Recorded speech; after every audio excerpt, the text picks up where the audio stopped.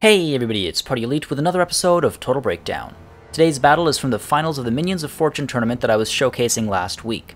This is the second in a best of 5, so make sure you watch the previous battle from yesterday. Diplomatt currently has the lead with 1-0 over Ondjage. As a reminder, make sure you check out Clan Community and sign up for their latest tournament in which you can actually win Total War Warhammer 2. I've left a link in the description below. It's a long format tourney, so time zones don't matter either. Also, just a reminder that in this tournament that I'm highlighting here, players actually lock in their factions for the duration of the tournament and are forced to adapt to each opponent with composition during each set. This time around, Grimgor leads the Greenskins with Foe Seeker, Stand Your Ground, and Wah, while his Night Goblin Shaman comes in with Sneaky Stealin', Itchy Nuisance, Gorkle Fix-It, and a Scroll of Power. And his Goblin Big Boss comes in on Wolfback. 3 units of Goblin Spearmen and 8 Peak Loonies join 3 units of Savage Orc Biggins and a unit of Black Orcs to create a large infantry contingent that still has Poison, Frenzy, and has added Armor Piercing. The Goblin Wolf Fighters will serve their purpose as scouts and units to shut down range support, while the Forest Goblin Spider Riders and the Orc Boar Boy Biggins come in again as cavalry units that can support each other and take down most Empire cavalry between their anti-large and poison. Finally, we have Rock Lobbers and a unit of Doomdiver Catapults as a way to force the enemy to move on this map. The Empire is led once more by a general in the air with Blood Roar, Foe Seeker, and a Potion of Toughness. His Light Wizard is on foot with Foz Protection, the Net of a Mintok, and Arcane Conduit. 3 units of Spearmen come in, once again, as anti-large support, while the Tattersouls now provide the only unbreakable infantry element alongside 4 units of Greatswords. Zinthler's Reichsguard will provide some anti-infantry support, while the Royal Altdorf Griffites will do the same for cavalry, and as soon as it's possible, they'll turn around to support the lines in their engagements. We also have the 2 units of Outriders with grenade launchers, hoping to cause mass devastation to clumps of Greenskins. Alright, first things first, we're going to talk about deployment as always, and the Greenskins keep it relatively simple while the Empire tries something very cheeky actually. So let's start with the Greenskins. Up front you'll see we do have the Rock Lobber as well as the Doomdiver Catapult. Good to place them up front to get the maximum range, especially on a map like this where they're relatively safe from Vanguard deployment and incoming flanking maneuvers you can't see. But even in that case, we do have these Goblins over here spread apart, and they're able to intercept and sort of bog down anything that might be coming in nice and early, and these guys will just hold them in place for these more high-tier units to come running through. Now, in terms of the high-tier units, we do have the Savage Orc Biggins, the 8 Peak Loonies, as well as the Black Orcs back here. They are forming the main line, and right behind them we do have the Night Goblin Shaman, as well as the Goblin Big Boss, able to provide support in melee or through magic. Then we do have Grimgor Ironhide himself right in the center here, and again, able to dive in wherever necessary to provide some support, while the Forest Goblin Spider Riders and the Orc Boar Boy Biggins are able to push around, push to the sides, and intercept any incoming cavalry or go in for any flanking adventures of their own. Meanwhile, all the way off in the distance here, we do have the Goblin Wolf Riders hidden in the woods. They're obviously not visible, and they're pushing away, or pushing forward right away, just to get some scouting done, and I guess the idea was, well, I guess the hope was that the Empire would deploy somewhere here and be forced down towards the Greenskins because they had artillery, and that these Goblin Wolf Riders would be able to come in from the flanks afterwards. But the Empire had something else in mind. So you'll see right away the General of the Empire is poking away from the woods, but the rest of the army is tucked in here, staying hidden. We've got this front line of Greatswords and the Tattersouls as well, right on the far end here behind this unit of Greatswords. Right behind them we do have the Outriders with their grenade launchers, again just range support, the only form of it from this side of the field. The Light Wizard as well over here as the 3 units of Spearmen, and these guys obviously there in case any Wolf Riders or anything came in from the flanks, from the rear once they were spotted. These guys are in an ideal position to prevent that penetration from taking place. We do also have the Royal Altdorf Griffites and Zinthler's Reichsguard over here, and this obviously isn't the cleanest of deployments. The intent here was more so to stay hidden within the woods here, rather than deploy an actual engageable or engaging army. However, the Greenskins are pushing forward. As I mentioned, the Goblin Wolf Riders are poking forward, and they are trying to get some information. You'll see the General of the Empire has flown over there. I wonder if it's to try and bait the Greenskins to look that way instead of this way, but that obviously did not work. You'll see the Wolf Riders here spot the entire army and right away turn away to get the hell out of there, but in comes some grenades, causing a decent amount of damage, more so to the trees than the Goblin Wolf Riders actually, but you'll notice all the way over here, these Greatswords and the Tattersouls just poked out a little bit from the trees, and the Doomdiver catapults immediately targeting them. Great targeting as well. The Tattersouls are an ideal target. I've mentioned this countless times. They are unbreakable, and unbreakable units are good to damage as soon as possible because, of course, they're not going to stop fighting until they're all dead. So, with the Goblin Wolf Rider poking forward, the Greenskins now know where the entirety of the army is, but of course it does help that part of the army is sticking out of the trees over there. So the General of the Empire, if that was a ruse they were attempting, the ruse has failed. Goblin Wolf Riders, again, getting just a little adventurous, wants to keep all of these guys in sight. It doesn't help when these guys are hidden because there's nothing for the artillery to target. Right now, though, focusing on these greatswords, it looks like doing a decent amount of damage there. You'll see causing a decent amount of pain because the Tattersouls did tuck away into the woods, and you'll see these guys are all being pushed away into the woods, so that's good management there. It's just a good idea to make sure that these guys are hidden for as long as possible because artillery cannot target a unit that's hidden, and even if they are visible, when they're in the trees, Doomdiver catapults, rocks, whatever it might be, might actually land on trees rather than the enemy that has been targeted. Meanwhile, just really quickly back here, while some action continues up front, you'll notice the Greenskin army has rotated, they've pushed forward, they've turned around, and they're deploying in that same earlier formation we saw, except just pivoting a little bit to face the incoming threat. Now, you'll see over here as well, the General of the Empire is creeping back there, and the Light Wizard decides to drop, you guessed it, the net of a Mintok, and unfortunately the Goblin Wolf Riders actually pull back. The ideal move here would actually be to push down a little bit further, because right now with that net, and obviously the General is going to dive in, and maybe, you know, we can see Zinthor's Reichsguard pushing in as well, but if the Wolf Riders had pulled down instead of up, yes, it would have brought them a little bit closer to their inevitable doom, but at least they would have maintained vision. At this point, at this distance, some of these units might end up hidden once more, because the Wolf Riders are now stuck there. And unfortunately, since they are stuck there with the net of a Mintok on them, you'll see, of course, some cavalry comes in, the General comes in as well. Meanwhile, the Doomdiver catapult still targeting this unit of greatswords. Again, a lot of misses happening. These guys are hiding in the woods to great effect, but you'll see the Goblin Wolf Fighters already taken care of, terrified away. They've taken a lot of damage as well. It's not just morale, it's physical damage as well, so those guys are largely taken care of. They will not be a threat for most of the rest of the battle. As these guys tuck away and they start routing, you'll see the General does give chase for a little while as the rest of the Empire army does continue to push down this way. And again, parts of it still hidden, so the Greenskins aren't entirely aware of the layout, entirely aware of how much of the army has come down here, if any of it's now splitting away up top, so in a bit of a back foot situation here, and it's not like the Doomdiver catapults or the rock lobbers are able to target anything either.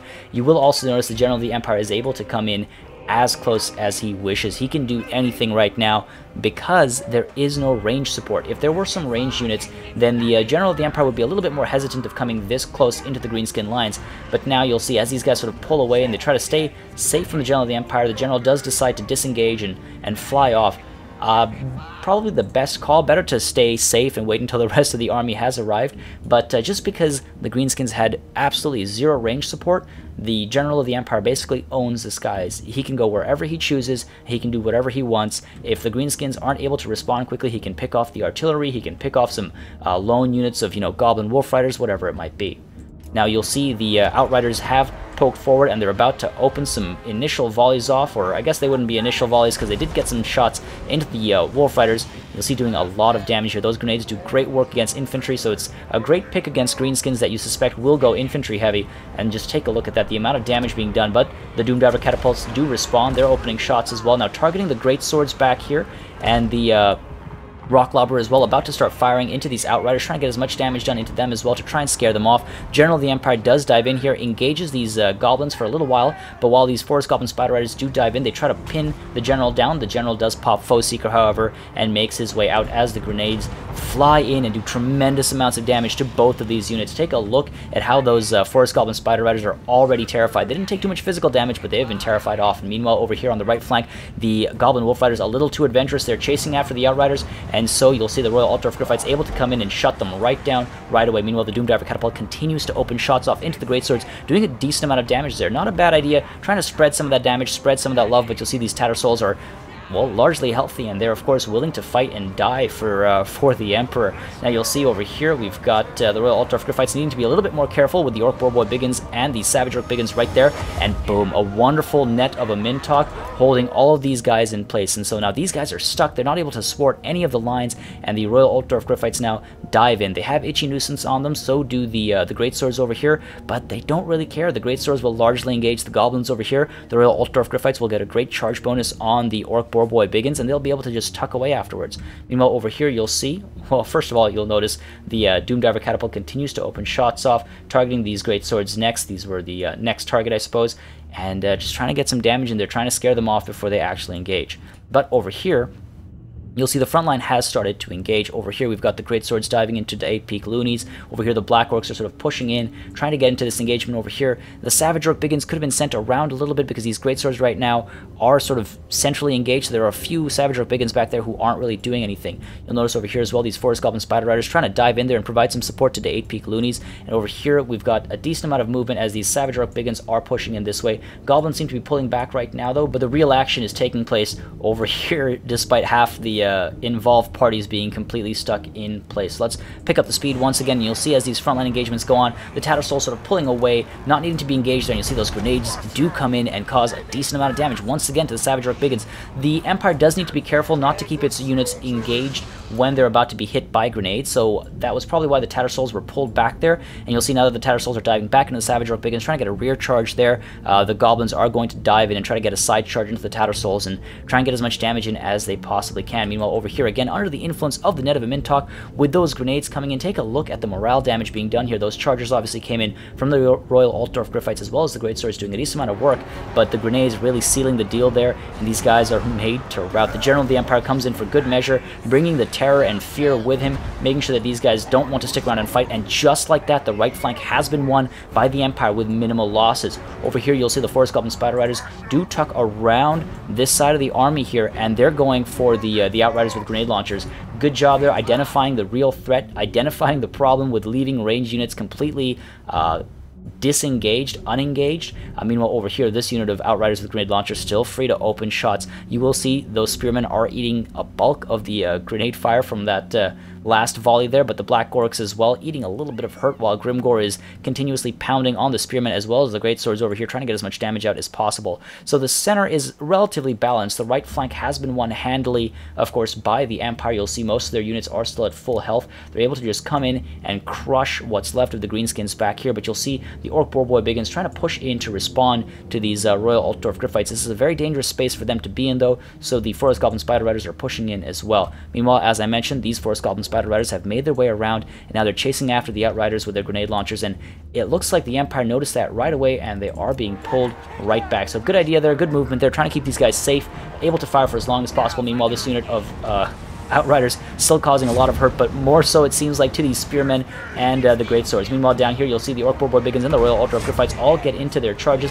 get into their engagements, and a decent amount of damage being done, being put through by the Orc Boarboy Biggins and the Forest Goblin Spider Riders. Of course, the poison is extremely helpful, as I've said countless times, but in the long run, Zintler's Reichsguard alongside the Royal Altdorf Griffites might be too much for the Orc Boarboy Biggins and the Forest Goblin Spider Riders to handle, so this was a very dangerous engagement. Meanwhile, over here you'll see this unit of Forest Goblin Spider Riders, as they were chasing this unit of Outriders, they sort of get intercepted by, I don't know what you want to call that, but they hit the Light Wizard. I don't think that was intentional. I don't think they wanted to engage them, but then after taking care of the Light Wizard for a moment there, they charge right through and they continue their chase against the Outriders there, and you'll look just how quickly their health drops and their morale drops as well. These guys don't want to stick around anymore, and that's all it takes sometimes to get rid of range support. Already one unit of Outriders on its way out. If the Forest Goblin Spider Riders just stay engaged for a little bit longer, these guys will be routing. Meanwhile, you'll see here, the General of the Empire does dive down. Pop's Foe Seeker has Itchy Nuisance on him. Pop's Foe Seeker, I think, to make sure that if Gorkle Fixit does go down, he's able to escape the situation, but with his fear and terror in the area, you'll see the Orc Boarboy Biggins are now very happy to give up. So, this engagement, once again, it seems the Empire is winning that, but you'll see the center is going more the Greenskin way, while the left flank seems to be balanced more or less. What could really help here right now is a little bit of cavalry support. If the Forest Goblin Spider Riders here pulled back and came here to strike, let's say, these Great Swords from behind, or even if the Forest Goblin Spider Riders pushed down here to hit these Great Swords from the side, freeing up these Black Orcs to push forward and, you know, hit these Spearmen, or pushing in here to take care of these Great Swords and sort of enveloping what's left of this left flank here, there were a lot of options here that the Greenskins could have taken, because the Forest Goblin Spider Riders, while they're not at full health. They're at just under 50% of their health, it seems.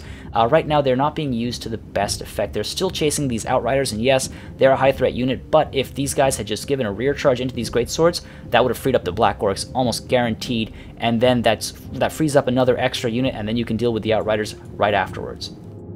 You'll see, meanwhile, over here, trying to bog down the General of the Empire as well. Itchy Nuisance is on him, but that's not stopping him from causing a lot of damage to these Orc Boar Boy Biggins. They're terrified, they're on their way out, but they're taking a lot of hurt. Meanwhile, over here, you'll see the Doomdiver Catapult continues to cause significant pain to these Outriders with the grenade launcher, so that's not a bad call, targeting the Outriders there, but over here you'll see the Zintler's Reichsguard do respawn. They hit the Rock Lobbers there, trying to get some hurt in, trying to stop these guys from getting shots off. The Doomdiver Catapult still free for a little while nonetheless.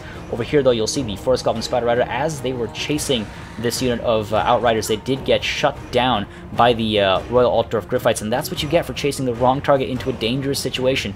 Now, that's a case of I don't want to call it low battlefield awareness. It's very difficult to keep a track of these things sometimes, but that's the result of not knowing where the enemy's units were. If I'm sure that if the Greenskins were aware that the Royal Altdorf Griffites were in this area, there was no way the Forest Goblin Spider Riders would have chased the Outriders down this way. But unfortunately, in the heat of battle, that's hard to keep a track of sometimes, and the result is the Outriders are safe, the Royal Altdorf Griffites are definitely safe, the Forest Goblin Spider Riders are routing, and the center and the left flank, what's left of them, are sort of in a similar state as they were before. The Greenskins do have the upper hand here, it would seem, but if there was some additional cavalry support in here, it would have made a huge difference in terms of how long it takes to actually solve the situation. And you'll see over here, in fact, Zintler's Reichsguard did dive in. They tried to support the Tattersouls here, who were being beat on by the Savage Orc Biggins, and the Savage Orc Biggins took a decent amount of damage from that rear charge, and you'll see here the Goblin Big Boss had to come in to respond. So beyond just causing damage to health and morale, a rear charge or two can really force the enemy to respond, force them on the back foot.